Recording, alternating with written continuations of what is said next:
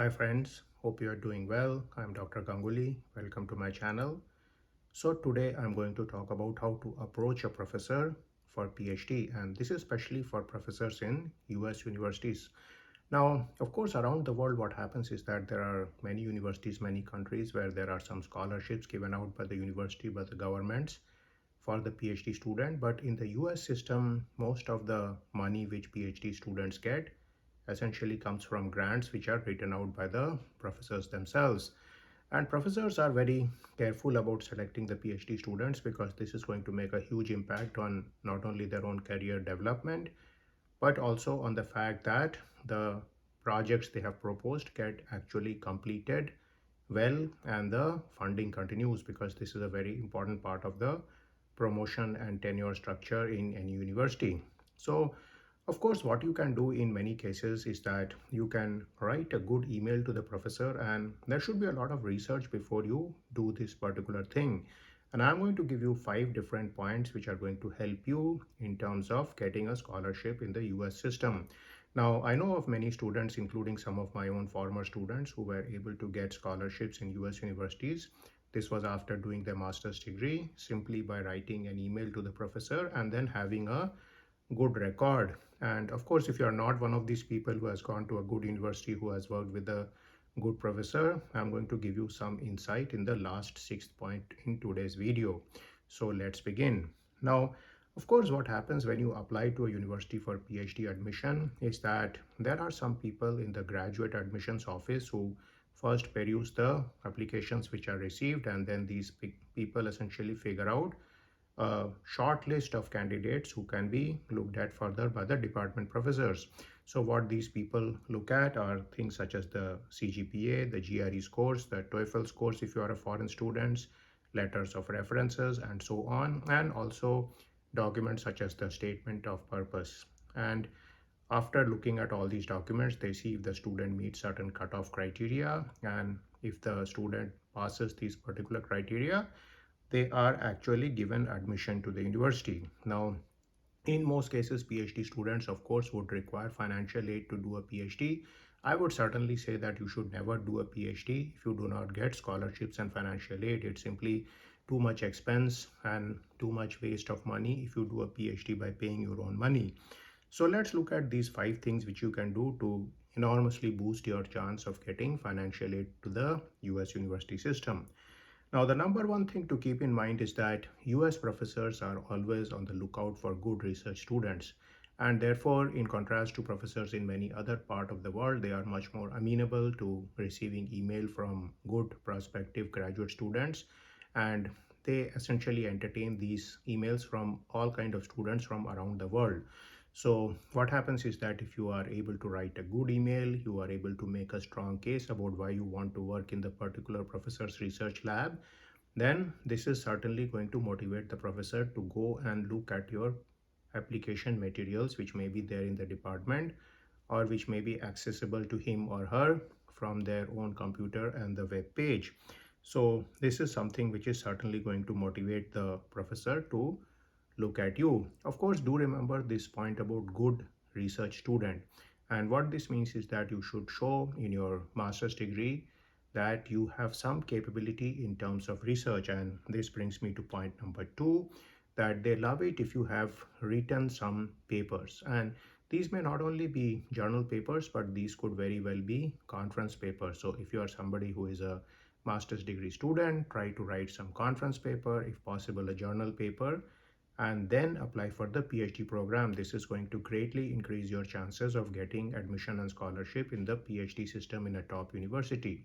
And how you write papers in your master's degree is essentially by trying to join a professor in your own university who has a flourishing research lab and who writes papers. So very often you may be able to write a paper out of your master's thesis itself, or you may work in conjunction with a PhD student, a postdoc, or some senior faculty, and write a paper with them. Now, this is certainly something which is very useful. The number 3 point is that they really like it that if you have read their paper. So of course there are many people who may not be able to write a paper, but you can always read the papers written by the different professors concerned. You can find these papers on their web page. Typically, they will have a link to their publications. You can very often find the papers in Google Scholar also. If you are not able to get the paper, you can in fact email the professor that you want to look at some of their papers, and very often they will send you a PDF file of the paper.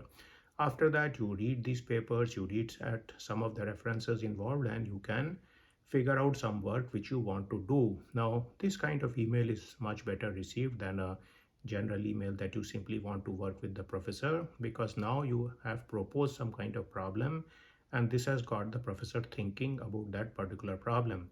And very often, if you are able to link this problem to the research which is going on in their lab, you can figure out the research by looking at their web page, by looking at the funding they have obtained, the titles of their previous papers, the titles of the grants, and so on. And then you can essentially write this email in a much better manner. Now, at all times, do remember that professors do know about the different journals out there. So if you are able to publish any paper in a decent journal, that's certainly going to help your case. But of course, there are not too many people who are able to write these papers in their master's degree. So that brings us to point number 4, is that most of the professors in US know about the good universities, not only in their own country, but good universities around the world. And so what happens is that they are able to figure out which is your university and whether you are coming from the university where your background is quite good. So what has happened is that many of the professors who are working in US universities themselves have received their bachelor's or master's degree abroad, and so these guys are also part of the ecosystem who are often looking at people in their own former home countries to give scholarships to. So you will see that as far as many Indian students are concerned, they often get scholarships with Indian professors, Chinese students with Chinese professors, Korean students with Korean professors, and so on. Now, this is not necessarily always the case, but in many cases it can help the situation, because this professor has inside information about the nature of the higher education system in that country, about the nature of the different universities out there, the professors out there, and so on. And very often, if you are able to mention the name of a certain professor whom they may know, then your chances become much more. So this brings me to point number 5, is that the professors in US know the professors in their field who are working not only in US but in all the countries around the world. So essentially, if you start off your email that you are working with a certain professor and you have published some papers, or you have looked at the papers published by the professor, and then you want to work in a certain field, this is certainly going to make the professor feel much better about you. So this is the kind of connectivity in terms of human relations which becomes very important. So if you are able to make that, you are able to connect yourself to a professor in your home institute, to the professor in US, and then tie it all together into the research ecosystem, then this is certainly going to benefit your case deeply.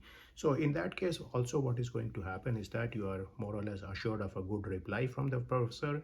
Whether he has money or not, he's going to tell you. So even if he doesn't have money, he may tell you that unfortunately I do not have funding for you at this time.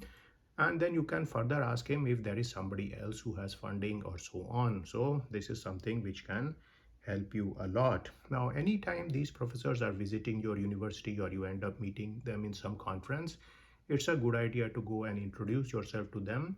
Remember, conferences are not only for presenting papers and then sitting to listen to other papers, but also to meet people. So always use the time during the lunch breaks, during the tea breaks, during the coffee breaks to interact with the different professors out there.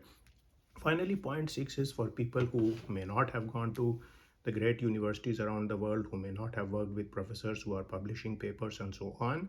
And this is the case of a lot of students out there. So what you can do is that you can think of doing an internship in some top university. This you can do not only in your bachelor's level, but even in your master's level. And so what the internship does is that it cements your chances to get the scholarship down the road, because this professor with whom you did internship, he or she may be able to write a letter for you. You can of course throw their name when you write the email to the professor, and so on. The same thing goes with doing your master's degree and then spending some time in a company, because what happens then is that your tone changes. Suppose you are working in a company like GE or Rolls-Royce or Boeing or Siemens or a Japanese company for that matter, then you can always say that you are working in this company, you have done some novel work in a certain area and you want to increase your work by doing the PhD, you want to increase your research mindset, and then you can get a much more higher likelihood of getting an email back from this particular professor. So these were some ideas I had for you today, which are going to substantially increase your chances of going and getting professional training in the US, of getting financial aid for your PhD and so on. And I will leave some video in the end screen and in the description box, which you can read to further your research journey.